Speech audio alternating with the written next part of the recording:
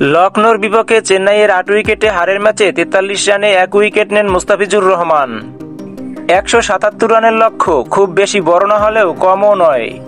তবে চেন্নাইয়ের বিপক্ষে ঘরের মাঠ অটল বিহারী বাজপেয়ী স্টেডিয়ামে এই রান হেসে খেলে তাড়া করেছে লখনৌ সুপার জায়ান্টস। দুই ওপেনার লোকেশ রাহুল ও কুইন্টন ডিককের 50-তে ৮ উইকেটে সহজ জয় পেয়েছে লখনৌ। একটি উইকেট নিয়েছে মুস্তাফিজ। মূলত লখনৌর দুই ওপেনারই ম্যাচের ভাগ্য লিখে ফেলেন। গড়ের ৯০ বলে ১৩৪ রানের জুটি। দীপক চাহার, মাতিসা পাতিরানা, রবীন্দ্র জাদেজারা কেউই উইকেট এনে দিতে পারেননি। দুই ওপেনারের মধ্যে আজ আক্রমণাত্মক ছিলেন রাহুলই। ৩১ বলে 50 করেন তিনি।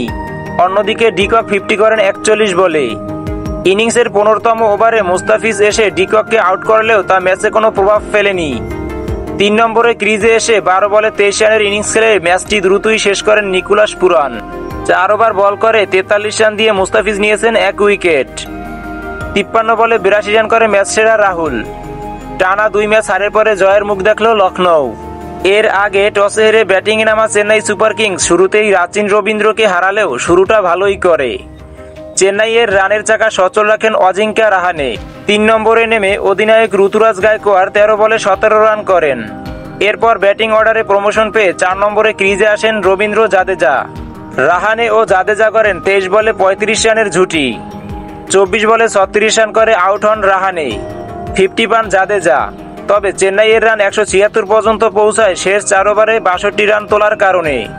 আর সেটা মূলত ওঠে মহেন্দ্র সিং ধোনির ৯ বলে ২৮ রানের ক্যামিওতে। জাদেজা ৪০ বলে ৫৭ রান করে অপরাজিত ছিলেন।